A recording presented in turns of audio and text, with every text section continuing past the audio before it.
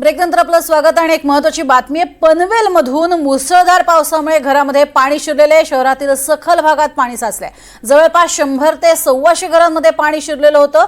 पनवेल महानगरपालिका साफसफाई करत नसल्यानं याचा परिणाम होतोय असंही म्हणणं आहे। मोठ्या प्रमाणात नुकसान सहन करावं लागतंय असं स्थानिकांचा आरोप आहे आणि याचाच आढावा घेतलाय आमचे प्रतिनिधी राहुल कांबळे यांनी।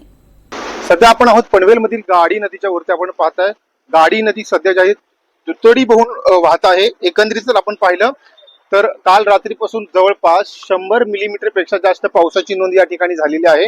आणि आपण बाजूला पाहताय जसा कोळीवाडा आहे, कुंभारवाडा आहे, बऱ्याच या ठिकाणी छोट्या छोट्या अशा वस्त्या आहेत। त्या वस्तींमध्ये खूप पाणी गेलेलं आहे आणि आपण पाहताय कोळी बांधवांनी या ठिकाणी सुद्धा आपल्या बोटी ज्या आहेत बांधून ठेवलेल्या आहेत, कारण नदी आपला जो माथेरान आहे, माथेरानच्या वरती पावसाचं प्रमाण त्या ठिकाणी जास्त झालं की तेच जे पाणी आहे हे पाणी या नदीला येतं आणि या नदीची पातळी वाढते आणि कुंभारवाडा असो किंवा बाजूला कोळीवाडा असो, कोळीवाड्यामध्ये जास्त प्रमाणात जे आहे पाणी जातं। आपण जर पाहिलं तर जवळपास 3000 कोटीची पनवेल महानगरपालिकेचं बजेट आहे, परंतु नाले सफाईच्या नावाखाली हात सफाई झालेली आहे असं कुठंतरी नागरिकांचं म्हणणं आहे। एकंदरीत पाहिलं तर काल रात्रीपासून होणाऱ्या मोठ्या पावसामुळे इथे कुंभारवाड्यात राहणाऱ्या नागरिकांचं फार मोठ्या प्रमाणात नुकसान झालेलं आहे।